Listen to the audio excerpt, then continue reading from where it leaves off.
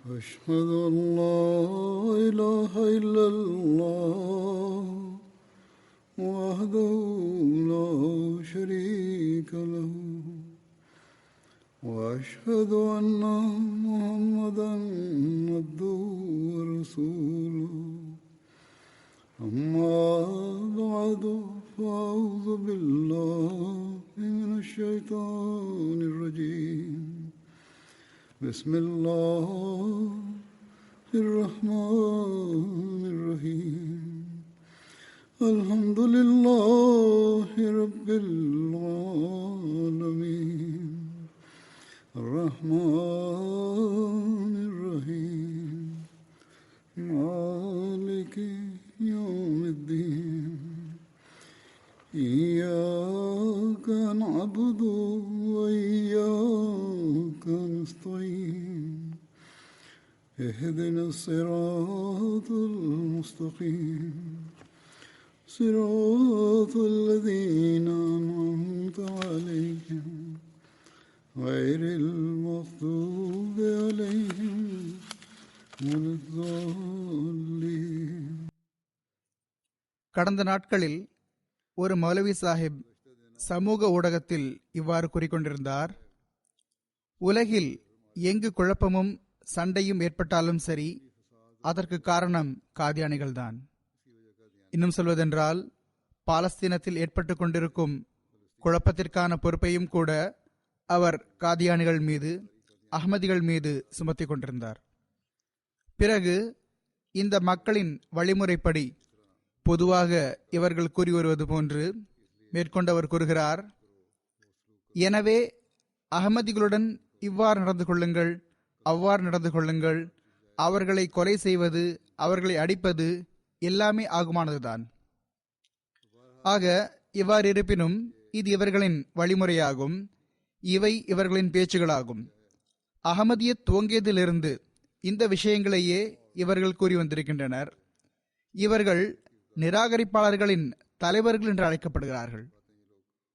ஆனால் இறைவனுக்கு மிக மிக நன்றி, நாம் எத்தகைய மஹதி மசி அலைஹிஸ்ஸலாம் அவர்களை ஏற்றுக்கொண்டுள்ளோம் என்றால், அன்னார் நமக்கு இவர்களின் இந்த பிதற்றல்களை கேட்டு, மனதை புண்படுத்தும் இந்த விஷயங்களை கேட்டு, மேலும் இந்த பேச்சுக்கள் மட்டுமே அல்ல, மாறாக இவர்களின் செயல் ரீதியான முயற்சிகளையும் பார்த்து அவற்றையும் எதிர்கொண்டு பொறுமையுடனும் துஆவுடனும் நீங்கள் செயல்பட வேண்டும் என்று போதித்துள்ளார்கள். இவர்கள் நிராகரிப்பாளர்களின் தலைவர்கள் ஆவார்கள். இவர்கள் அஹ்மதியா ஜமாத் தொடர்பாக தவறான விஷயங்களை பரப்பிவிட்டு அப்பாவி முஸ்லிம்களை தூண்டிவிட்டுள்ளார்கள். பொதுமக்களோ அறிவு குறைபாட்டின் காரணமாக உண்மையிலேயே அஹ்மதிகள் ஹசரத் நபிகள் நாயகம் ஸல்லல்லாஹு அலைஹி வஸல்லம் அவர்களை இழிவுபடுத்த முற்படுகின்றனர் போலும். நௌசுபில்லா.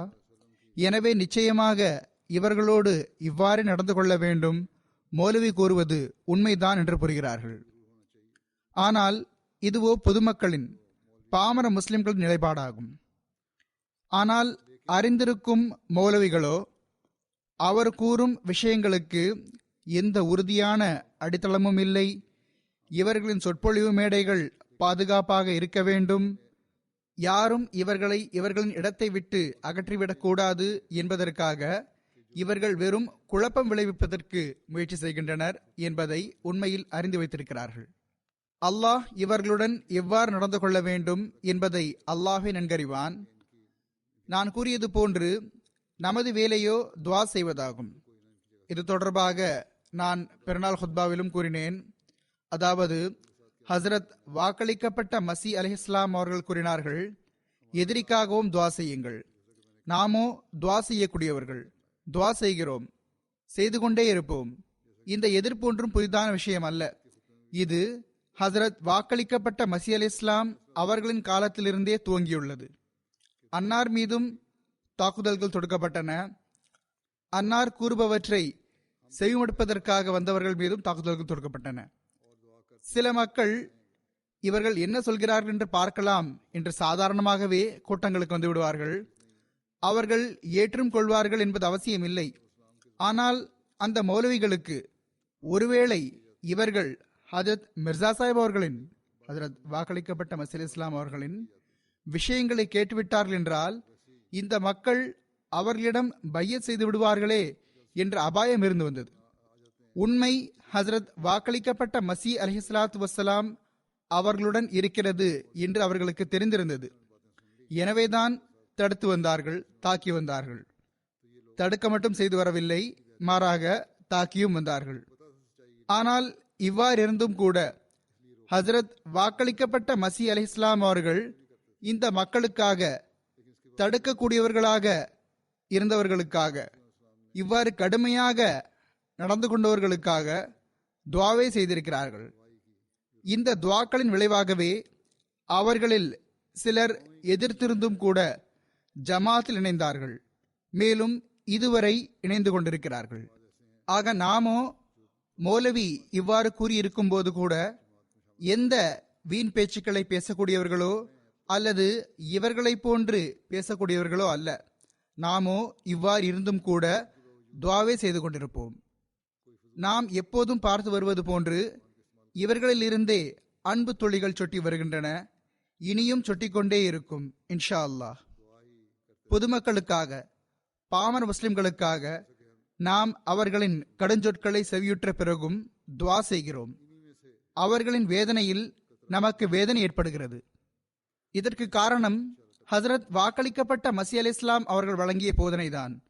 மேலும் ஹசரத் வாக்களிக்கப்பட்ட மசீஹ் அலைஹிஸ்ஸலாம் அவர்களுக்கு அல்லாஹும் இவ்வாறே அறிவுறுத்தியுள்ளான். அவர்களின் இந்த அநீதிகளும் கூட தவறான புரிதல்கள் காரணமாக உள்ளன. ஹசரத் நபிகள் நாயகம் ஸல்லல்லாஹு அலைஹி வஸல்லம் அவர்களின் மீதுள்ள அன்பின் காரணமாக உள்ளன. அது இருப்பதாக அவர்கள் வாதிக்கிறார்கள். செயல்பட்டாலும் சரி, செயல்படாவிட்டாலும் சரி, வாதம் கண்டிப்பாக உள்ளது.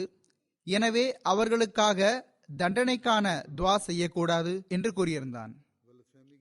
இது தொடர்பாக ஹதரத் முஸ்லிம் மௌத் ரலிலான் அவர்கள் ஒரு சம்பவத்தை எடுத்துரைக்கிறார்கள். அவர்கள் கூறுகிறார்கள், நான் அந்த நேரத்தில் சிறுபிள்ளையாக இருந்தேன். லாகூரில் ஹசரத் வாக்களிக்கப்பட்ட மசீ அலைஹிஸ்ஸலாத்து வஸ்ஸலாம் அவர்கள் ஒரு வாதத்திலிருந்து திரும்பி வந்து கொண்டிருந்தார்கள். அன்னார் சந்தையை கடக்கும் போது மக்கள் மாடிகளில் நின்று கொண்டு அன்னாரை ஏசிக் கொண்டிருந்தார்கள். மிர்சா ஓடிவிட்டார், மிர்சா ஓடிவிட்டார் என்று கூறிக்கொண்டிருந்தார்கள். ஹசரத் முஸ்லிம் மௌத் ரலிலான் அவர்கள், எனக்கு புரியவில்லை, ஏதாவது ஒரு கூட்டத்தில் சொற்பொழிவு ஆற்றும் போது குழப்பம் ஏற்பட்டு அங்கிருந்து திரும்பி வந்து கொண்டிருந்தார்கள் போலும். எவ்வாறு இருப்பினும் ஹஜரத் முஸ்லிம் மௌத் ரலிலான் அவர்கள் கூறுகிறார்கள், இதற்கிடையில் நான் ஒரு வயதானவரை பார்த்தேன். அவரது ஒரு கை வெட்டுண்டிருந்தது. அதில் புத்தம் புதிதாக மஞ்சள் பூசப்பட்டிருந்தது. கை வெட்டுப்பட்டும் சில காலமே ஆகியிருந்தது போல் தெரிந்தது. அந்த வயதானவரும் கூட தனது ஆரோக்கியமான கையை வெட்டுப்பட்ட கை மீது அடித்துக்கொண்டே பஞ்சாபி மொழியில் மிர்சா நட்டுகையா, மிர்சா நட்டுகையா, அதாவது மிர்சா ஓடிவிட்டார், மிர்சா ஓடிவிட்டார் என்று கூறிக்கொண்டிருந்தார். ஹசரத் முஸ்லிம் மௌத் ரலிலான் அவர்கள் கூறுகிறார்கள், அப்போது வயது அடிப்படையில் இவர் ஏன் மிர்சா ஓடிவிட்டார் என்று கூறுகிறாரோ என்று வியப்படைந்தேன். அப்படி என்ன சம்பவம் நடந்துவிட்டது? எனக்கோ இத்தகைய விஷயம் புரியவில்லை. பிறகு இது எதிர்ப்பு இருந்தது அல்லது மௌலவிகள் மக்களை தூண்டிவிட்டிருந்தார்கள் என்பதனால் மட்டுமே நடந்தது. அவர்களின் மனதில் வந்ததையெல்லாம் கூறிக்கொண்டிருந்தார்கள். விஷயம் தெரியுமோ தெரியாதோ, பேச வேண்டியிருந்தது, அதை பேசிவிட்டார்கள். இவ்வாறே இன்னொரு நிகழ்வையும் எடுத்துரைக்கிறார்கள். ஹசரத் வாக்களிக்கப்பட்ட மசீஹ் அலைஹிஸ்ஸலாம் அவர்கள் ஒரு முறை லாகூர் நகரத்தில் சென்று கொண்டிருந்தார்கள். அப்போது பின்னால் இருந்து யாரோ தாக்கினார்கள். அன்னார் விழுந்து விட்டார்கள். சில அறிவிப்புகளில் தடுமாறினார்கள், ஆனால் விழவில்லை என்று வருகிறது. ஹசரத் முஸ்லிம் மௌத் ரலிலான் அவர்கள் கூறுகிறார்கள், இவ்வாறே மக்கள் கல்லெறிவதையும் நாங்கள் கண்டுள்ளோம். கல்லும் எறிந்து வந்தார்கள். சுருக்கமாக அந்த நாட்களில் எதிர்ப்பு மிகவும் வலுவாக இருந்தது. இயற்கையாகவே ஜமாத்தின் சில தோழர்களுக்கும் ஏன் இவர்கள் காரணமின்றி இவ்வாறு செய்கிறார்களோ என்று கோபம் வந்து கொண்டிருந்தது. அப்பொழுது ஹசரத் வாக்களிக்கப்பட்ட மசீஹ் அலைஹிஸ்ஸலாம் அவர்களுக்கு இல்ஹாம் வந்தது. ஆக இதுவரையிலான தகவல்கள் படி இந்த இல்ஹாம் வேறு எந்த அறிவிப்பிலுமோ கிடைக்கப்பெறவில்லை. ஆனால் ஹசரத் முஸ்லிம் மௌத் ரலிலான் அவர்கள் இது இல்ஹாம் என்று கூறியுள்ளார்கள். எவ்வாறு இருப்பினும் இது ஹசரத் வாக்களிக்கப்பட்ட மசீல் இஸ்லாம் அவர்களின் கவிதைதான். ஏதில் து நேஸ் ஹாத்திரே ஈனா நிகாஹ்தார் காஃபிர் குனத் தாவாயே ஹுப்பே பேம்பரம். அதாவது, எம்மால் அனுப்பப்பட்டவரே, உம்மை ஏசும் இந்த முஸ்லிம்கள். இது இல்ஹாம் என்றால் அல்லாஹ் கூறுகிறான், நீர் பிறகும் கூட இவர்களை கருத்தில் கொள்வீராக. இவர்கள் ஏன் தான் உம்மை ஏசுகிறார்கள்? ஏன் உம்மை கொல்வதற்காக ஓடி வருகிறார்கள்? ஏன் உம்மீது தாக்குதல் தொடுக்கிறார்கள்? இந்த மக்கள் ஹஜரத் நபிகள் நாயகம் ஸல்லல்லாஹு அலைஹி வஸல்லம் அவர்களுக்காகவே உம்மை அடிக்கிறார்கள், ஏசுகிறார்கள். எனவே அவர்களை கருத்தில் கொள்வது மிகவும் அவசியம். எந்த நேசத்தின் காரணமாக இவர்கள் அடிக்கிறார்களோ, எந்த காரணத்தினால் இவர்கள் அடிக்கிறார்களோ, அது அல்லாஹுக்கு மிகவும் பிரியமானவர்களான ஹசரத் நபிகள் நாயகம் ஸல்லல்லாஹு அலைஹி வஸல்லம் அவர்கள் மீதுள்ள அன்பாகும். எனவே இந்த தவறான புரிதலின் காரணமாகவோ அல்லது எந்த காரணமாக இருந்தாலும் சரி, நீர் அவர்களை கருத்தில் கொள்வீராக. தண்டனைக்கான துவா செய்யாதீர். ஆக நமக்கு ஏற்படும் எதிர்ப்புக்கு பின்னால் என்ன விஷயம் இருக்கிறது என்று பார்க்க வேண்டும். நம்மை ஏசும் இந்த மக்களுக்கு நமது தேநீர் மதுவை விட மோசமானது, மது அருந்துவது கூட ஆகுமானதாகிவிடலாம். ஆனால் அகமதிகளின் தேநீரை அருந்துவது ஆகுமானதாக முடியாது என்று கூறும் இந்த மக்களுக்கு இதை எடுத்துரைத்து ஹசரத் முஸ்லிமோத் ரலியல்லாஹு அவர்கள் கூறுகிறார்கள், இந்த மக்களுக்கு எனக்குள் இருந்து கொண்டிருக்கும் ஹசரத் முஹம்மது ரசூலுல்லாஹி ஸல்லல்லாஹு அலைஹி வஸல்லம் அவர்கள் மீதுள்ள அன்பு எனும் தீப்பிழம்பு இவர்களின் லட்சக்கணக்கான மக்களுக்குள்ளும் கூட எரியவில்லை என்பது தெரிந்துவிட்டால் பிறகு அன்னார் கூறுகிறார்கள், அவர்கள் உடனடியாக அகமதிகளாகிய உங்கள் பாதங்களில் விழுந்து விடுவார்கள். இந்த மக்கள் நாம் ஹசரத் முஹம்மது ரசூலுல்லாஹி ஸல்லல்லாஹு அலைஹி வஸல்லம் அவர்களுக்கு எதிரிகள் என்று கருதுகிறார்கள். இந்த காரணத்தினாலேயே எதிர்க்கிறார்கள். இந்த எதிர்ப்பு சில தவறான புரிதல்களின் விளைவாக உள்ளது. பிறகு தமது ஒரு விளக்கத்தை எடுத்துரைத்ததன் பின்னர் அன்னார் இதையும் கூறியுள்ளார்கள், மக்கள் எதிர்க்கிறார்கள், என்னையோ அல்லது அகமதியா இயக்கத்தின் தோற்றுநரையோ அல்லது உங்களையோ வசைபாடுகிறார்கள் என்றால் இவர்கள் உங்களின் சகோதரர்கள், ஏதோ தவறான புரிதலில் மூழ்கியுள்ளார்கள் என்பதை ஜமாத் நினைவில் கொள்ள வேண்டும்.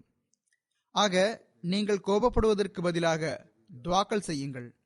மேலும் எதிர்க்கக்கூடிய இவர்களுக்கு அசலான உண்மைத்துவத்தை தெரியப்படுத்துங்கள். நீங்கள் இவர்களுக்கு அசலான உண்மைத்துவத்தை பற்றி தெரியப்படுத்திவிடும் போது நாம் ஹசரத் முஹம்மது ரசூலுல்லாஹி ஸல்லல்லாஹு அலைஹி வஸல்லம் அவர்களின் எதிரிகள் அல்ல, மாறாக அன்னாரின் உண்மை நேசர்கள் என்பது இவர்களுக்கு தெரிந்துவிடும். பிறகு நம்மை கொல்வதற்கு சித்தமாக இருக்கும் இந்த மக்களே நமக்காக இறப்பதற்கு தயாராகி விடுவார்கள். எவ்வாறு இருப்பினும் நாம் நம்மை எதிர்ப்பவர்களுக்காக துவா செய்ய வேண்டும். நான் முன்னரும் கூறியது போன்று ஹசரத் வாக்களிக்கப்பட்ட மசீல் இஸ்லாம் அவர்கள் நமக்கு துவாக்கள் செய்யுங்கள் என்பதையே கற்றுக் கொடுத்திருக்கிறார்கள். இவர்களிலிருந்தே அன்பின் துளிகள் சொட்டுகின்றன. இவர்களிலிருந்தே மக்கள் நம்பிக்கை கொள்வார்கள். ஹசரத் முஸ்லிமோத் ரலியல்லாஹு அவர்கள் ஹசரத் மௌலவி அப்துல் கரீம் சாஹிப் ரலியல்லாஹு அவர்களின் சம்பவத்தை எடுத்துரைத்தவாறு ஒரு இடத்தில் கூறுகிறார்கள், ஹசரத் மௌலவி அப்துல் கரீம் சாஹிப் ரலியல்லாஹு அவர்கள் கூறி வந்தார்கள், நான் வீட்டின் மேல்தளத்தில் வசித்து வந்தேன். ஹசரத் வாக்களிக்கப்பட்ட மசீல் இஸ்லாம் அவர்கள் வீட்டின் கீழ்த்தளத்தில் வசித்து வந்தார்கள். ஒரு நாள் இரவு எனக்கு கீழ்ப்பகுதியில் இருந்து ஒரு பெண் பிரசவ வலியின் காரணமாக கதறுவதை போன்ற அழும் குரல் கேட்டது. எனக்கு வியப்பு ஏற்பட்டது. நான் காது கொடுத்து சத்தத்தை கேட்டபோது ஹசரத் வாக்களிக்கப்பட்ட மசீல் இஸ்லாம் அவர்கள் துவா செய்து கொண்டிருந்தார்கள். நான் காது கொடுத்து சத்தத்தை கேட்டபோது ஹசரத் வாக்களிக்கப்பட்ட மசீல் இஸ்லாம் அவர்கள் துவா செய்து கொண்டிருந்தார்கள் என்பது தெரிய வந்தது. அன்னார் இவ்வாறு கூறிக்கொண்டிருந்தார்கள், இறைவா, பிளேக் நோய் பரவியுள்ளது, மக்கள் அதன் காரணமாக மரணிக்கின்றனர். இறைவா, இந்த மக்கள் அனைவரும் மரணித்து விட்டார்கள் என்றால் பிறகு உன்மீது யார் ஈமான் கொள்வார்கள்? இந்த சம்பவம் பிறிதோரிடத்தில் சம்பவம் இதுதான், ஆனால் பக்கத்து கோட்டை வீட்டில் இருந்ததாகவும் கதவு வழியாக ஓசை கேட்டதாகவும் வருகிறது. எவ்வாறு இருப்பினும் ஹசரத் முஸ்லிமோத் ரலிலான் அவர்கள் எடுத்துரைக்கும் இந்த சம்பவம் தான் நிகழ்ந்தது. ஹசரத் வாக்களிக்கப்பட்ட மசீல் இஸ்லாம் அவர்கள் இவ்வாறு துவா செய்து கொண்டிருந்தார்கள், இந்த மக்கள் மரணித்து விட்டார்கள் எனில் பிறகு உன்மீது யார் ஈமான் கொள்வார்கள்? பாருங்கள், பிளேக் நோய் ஹதரத் ரசூலுல்லாஹி ஸல்லல்லாஹு அலைஹி வஸல்லம் அவர்கள் முன்னறிவித்திருந்த அந்த அடையாளமாக இருந்தது. பிளேக் நோய் எனும் அடையாளம் குறித்து ஹதரத் வாக்களிக்கப்பட்ட மசீஹ் இஸ்லாம் அவர்களின் முன்னறிவிப்புகளில் இருந்தும் கூட தெரிய வருகிறது. ஆனால் இந்த பிளேக் நோய் வரும்போது எவர்களின் உண்மைத்துவத்தை நிரூபிப்பதற்காக அது வருகிறதோ அவர்களே இறைவனுக்கு முன்னால் அழுது மன்றாடி இவ்வாறு கூறுகிறார்கள்: அல்லாஹ்வே, இந்த மக்கள் மரணித்து விட்டார்கள் என்றால் பிறகு உன்மீது யார் ஈமான் கொள்வார்கள்? எனவே நம்பிக்கை கொண்டவர்கள் பொதுமக்களுக்காக தண்டனைக்காக துவா செய்யக்கூடாது. ஏனெனில் அவர் அவர்களை காப்பாற்றுவதற்காகவே நிற்கிறார். பொதுமக்களை காப்பாற்றுவதே ஒரு நம்பிக்கை கொண்டவரின் பணியாகும். அவர் அந்த மக்களுக்காக தண்டனைக்கான துவா செய்வாரெனில் யாரை காப்பாற்றுவார்? துவா ஏற்றுக்கொள்ளப்படுகிறது என்றால் பிறகு அனைவரும் மரணித்து விடுவார்கள். அஹமதியத் நிறுவப்பட்டதே அது இஸ்லாத்தை பாதுகாப்பதற்காகத்தான். அஹமதியத் நிறுவப்பட்டதே அது முஸ்லிம்களை பாதுகாப்பதற்காகத்தான். மனிதர்களின் மகத்துவத்தை அவர்களுக்கு திருப்பித் தருவதற்காகத்தான். ஆக எந்த மக்களை உயர்தரத்தை சென்றடைய வைப்பதற்காக நாம் நிறுத்தப்பட்டுள்ளோமோ அவர்களுக்காக நாம் தண்டனைக்கான துவாவை எவ்வாறு செய்ய முடியும்? ஹசரத் முஸ்லிமோத் ரலிலான் அவர்கள் கூறுகிறார்கள், இறைவனுக்கோ உங்களை விட அதிகம் தன்மானம் இருக்கிறது. ஹசரத் வாக்களிக்கப்பட்ட மசீஹ் இஸ்லாம் அவர்களுக்கு இறைவன் தனது இல்ஹாமில் இதைத்தான் கூறினான்: ஏ திலே தூ நேஸ் ஹாத்திரே ஈனா நிகஹ்தார் காஃபர் குனத் தாவயே ஹுப்பே பயம்பரம். இதில் இறைவன் ஹசரத் வாக்களிக்கப்பட்ட மசீஹ் இஸ்லாம் அவர்களின் உள்ளத்தை பார்த்து அன்னாரின் நாவினால் இவ்வாறு கூற வைக்கிறான். இது அநேகமாக அன்னார் பேராவில் சொற்பொழிவு ஆற்றினார்கள். அதில் மீண்டும் இந்த கவிதையை எடுத்துரைத்தவாறு அன்னார் கூறினார்கள். இது மற்றொரு சம்பவமாகும். முதலில் வேறு சம்பவம் இருந்தது, அது லாகூரில் நிகழ்ந்ததாக இருந்தது. இது பேராவில் நிகழ்ந்த சம்பவம். ஹசரத் முஸ்லிமோத் ரலிலான் அவர்கள் கூறுகிறார்கள், இறைவன் ஹசரத் வாக்களிக்கப்பட்ட மசீஹ் இஸ்லாம் அவர்களின் உள்ளத்தை பார்த்து அன்னாரின் நாவினால் இவ்வாறு கூற வைக்கிறான்: எனது உள்ளமே, நீ அந்த மக்களின் சிந்தனைகள், உணர்வுகள் மற்றும் உணர்ச்சிகள் ஆகியவற்றை கருத்தில் கொண்டிரு. இவ்வாறு அவர்களின் உள்ளம் அசுத்தமடையாமல் இருக்கட்டும். நீ தளர்ந்து போய் தண்டனைக்கான துவா செய்ய ஆரம்பித்து விடாதே. முடிவில் அவர்களுக்கு உனது தூதர் ஸல்லல்லாஹு அலைஹி வஸல்லம் மீது அன்பு இருக்கிறது. மேலும் அவர்களுக்கு ஹஜ்ரத் ரசூலுல்லாஹி ஸல்லல்லாஹு அலைஹி வஸல்லம் அவர்கள் மீது இருக்கும் அந்த அன்பின் காரணமாகவே அவர்கள் உன்னை ஏசுகிறார்கள். அவர்கள் உன்னை ஏசுகிறார்களே, அது ஹஜ்ரத் ரசூலுல்லாஹி ஸல்லல்லாஹு அலைஹி வஸல்லம் அவர்கள் மீதுள்ள அன்பின் காரணமாகத்தான். இதுதான் அசல் விஷயமாகும். நமது எதிரிகளில் ஒரு பகுதி தேவையில்லாமல் எதிர்த்து கொண்டிருக்கிறது என்பதை நாம் அறிவோம். ஆனால் ஒரு பகுதியோ வெறும் அவர்களின் வலையில் விழுந்துவிட்டது. பாகிஸ்தானிலோ அல்லது உலகின் வேறு நாடுகளிலும் கூட பெரும்பான்மை அவர்களின் வலையில் சிக்கியுள்ளது. எனவே அது நம்மை எதிர்க்கிறது. ஆக ஒரு வகையில் அவர்களின் எதிர்ப்பு நமது எஜமானர் மீதான அன்பின் காரணமாக உள்ளது. நாம் ஹசரத் ரசூலுல்லாஹ் ஸல்லல்லாஹு அலைஹி வஸல்லம் அவர்களை நேசிக்கக்கூடியவர்கள் என்பது அவர்களுக்கு தெரிந்துவிடும் போது இவர்கள் ஹஜ்ரத் ரசூலுல்லாஹி ஸல்லல்லாஹு அலைஹி வஸல்லம் அவர்களின் கண்ணியத்தை நிலைநாட்டக்கூடியவர்கள், இவர்களுக்கு உதவி செய்யுங்கள் என்று கூறுவார்கள். இந்த நாள் கண்டிப்பாக வரும் இன்ஷா அல்லாஹ். தவறான புரிதல்கள் எப்போது வரைதான் செல்லும்? ஹஜ்ரத் முஸ்லிமோத் ரலியல்லாஹு அன்ஹு அவர்கள் கூறுகிறார்கள், ஓர் ஆங்கில எழுத்தாளர் இருக்கிறார். அவர் இவ்வாறு எழுதியுள்ளார்: உங்களால் முழு உலகையும் சில நாட்களுக்கு ஏமாற்ற முடியும், அல்லது உங்களால் சில மக்களை நிரந்தரமாக ஏமாற்ற முடியும். முற்றிலும் சரி. ஆனால் உங்களால் முழு உலகையும் நிரந்தரமாக ஏமாற்ற முடியாது. முழு உலகையோ சில நாட்கள் மட்டும் உங்களால் ஏமாற்ற முடியும். அதாவது 100% மக்கள் சில நாட்கள் வழிகிடுவது சாத்தியமாகும், அல்லது 10 பேர் நிரந்தரமாக வழிகிடலாம். ஆனால் முழு உலகமும் நிரந்தரமாக வழிகிட்டு போவது சாத்தியமில்லை. உண்மையும் இதுதான். உண்மை மெதுமெதுவாக வெளிப்பட்டு முன்வந்து விடுகிறது. மேலும் இப்பொழுது இதைத்தான் நாம் பார்க்கிறோம். மக்களின் ஏமாற்றத்திற்காளான அந்த மக்களே மக்களின் பேச்சுக்களை செவிமடுத்தார்கள். இறுதியில் அவர்களிலிருந்தே அகமதியாகின்றனர். அஹ்மதியா ஜமாத்தின் எண்ணிக்கை அதிகரிக்கின்றதே, அது எங்கிருந்து அதிகரிக்கின்றது? முன்னர் எதிரிகளோடு இணைந்திருந்த இந்த மக்களிலிருந்தே அதிகரிக்கின்றது. ஆக இந்த எதிர்ப்பு ஒரு நாள் முடிவுக்கு வந்துவிடும் இன்ஷா அல்லாஹ். மேலும் இவர்களிலிருந்தே மக்கள் வந்து ஹஜ்ரத் வாக்களிக்கப்பட்ட மசீஹ் இஸ்லாம் அவர்களின் பையத்தில் இணைவார்கள். பல மக்கள் எனக்கும் எழுதுகிறார்கள், இன்றைய நாட்களிலும் கூட எழுதுகிறார்கள். அதாவது, நாங்கள் எதிர்த்ததற்கு பிறகு எங்களிடம் துவா செய்யுங்கள் அல்லது ஜமாத் இலக்கியங்களை படியுங்கள் என்று கூறப்பட்ட போது, நாங்கள் துவா செய்து இலக்கியங்களை படித்த பிறகோ உண்மை வெளிப்பட்டு விட்டது. இப்பொழுது நாங்கள் பையத் செய்ய விரும்புகிறோம் என்று கூறி பையத் செய்து ஜமாத் இணைந்து விட்டார்கள். மேலும் இது தொன்று தொட்டு நடந்து வருகிறது. ஹசரத் முஸ்லிமோத் அலி அல்லாஹன் அவர்களும் இது தொடர்பாக எழுதியுள்ளார்கள். ஏனைய ஹலிஃபாக்களும் எழுதியுள்ளார்கள். அதாவது, பல மக்கள் இவ்வாறு கடிதங்களில் எழுதி வந்தனர். இன்றும் இவையே நடக்கின்றன. ஆக, இந்த மௌலவிகள் நமக்கு எதிராக அறிக்கை விடுகிறார்கள் என்றால், அதன் மூலமாக இன்றைய காலங்களில் எந்த அளவு அகமதியத்தின் தூது செய்தியை எட்ட வைக்கிறார்கள் என்றால், குறிப்பாக எங்கு நம் தரப்பிலிருந்து தூது செய்தி எட்ட வைப்பது சிரமமாக இருந்ததோ அந்த மட்டத்திலும் எட்ட வைக்கின்றனர். ஆக, இவர்கள் நமது வேலையை செய்கின்றனர். மேலும் இவை நமது பலன்களுக்காகவாகும்.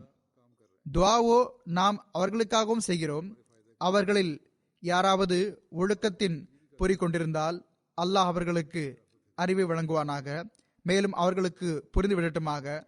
ஆனால் பொதுமக்களுக்காக, பாமர முஸ்லிம்களுக்காக அல்லாஹ் அந்த மக்களுக்கு அவர்களின் பிடியிலிருந்து ஈடேற்றம் அளிப்பானாக என்று அதிகம் துஆ செய்ய வேண்டும். எவ்வாறு இருப்பினும் இவர்கள் நமது பலனுக்காக எதிர்க்கிறார்கள்.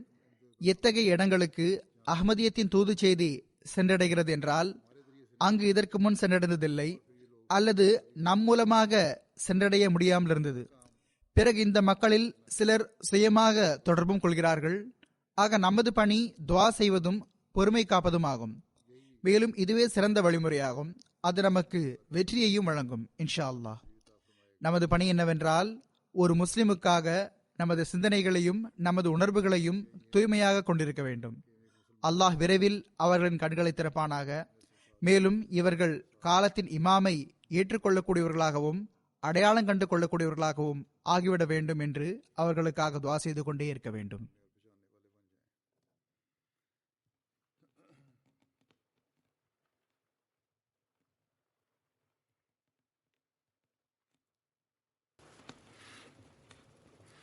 Alhamdulillah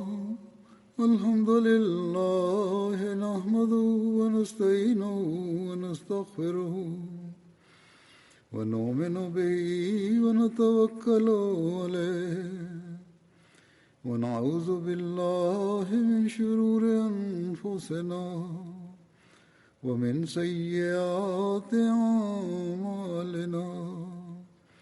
من يهده الله فلا مضل له ومن يضلل فلا هادي له ونشهد أن لا إله إلا الله ونشهد أن محمدا عبده ورسوله. عباد الله رحمكم الله، إن الله يأمر بالعدل والإحسان وإيتاء ذي القربى وينهى عن الفحشاء والمنكر والبغي يعظكم لعلكم تذكرون. اذكروا الله يذكركم وادعوه يستجب لكم ولذكر الله أكبر.